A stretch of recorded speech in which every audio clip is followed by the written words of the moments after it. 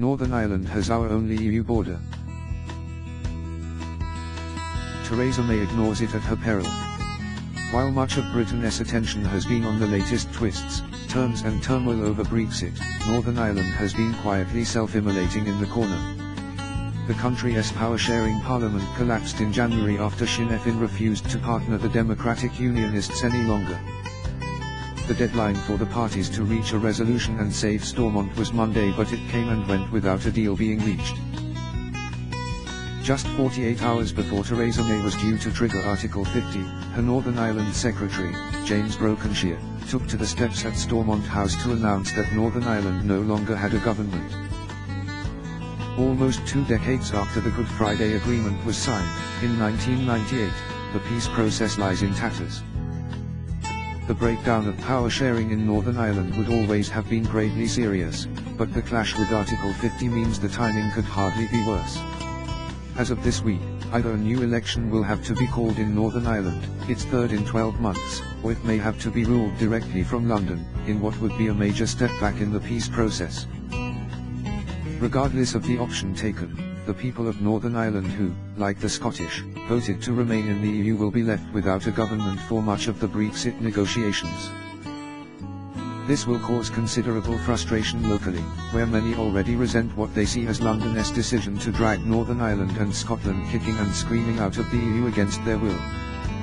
It will also further alienate Northern Ireland's political parties, which have been vocal about feeling ignored by the Prime Minister during her plans to trigger Article 50.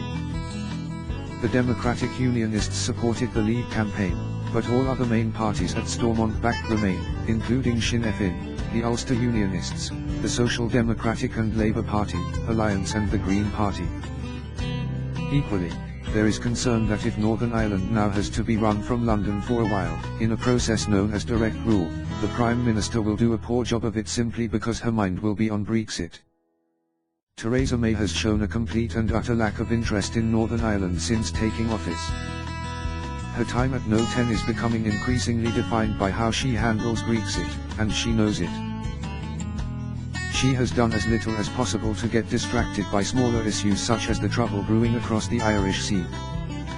However, whether May realizes it or not, Northern Ireland is about to become the front line in the Brexit battle, as the only part of the UK to share a land border with another EU country, the Republic of Ireland.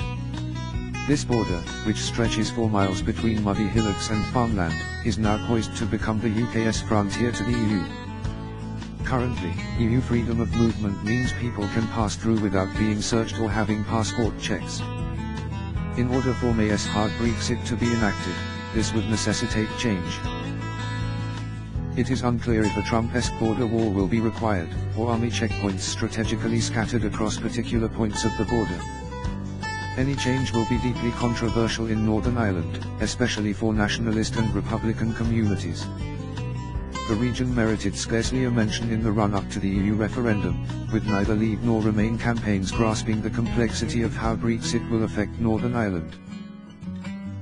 9 months after the referendum, no one in the British government seems any the wiser about the future of the Irish border. It is astonishing that May is moving to trigger Article 50 without seriously addressing this beforehand.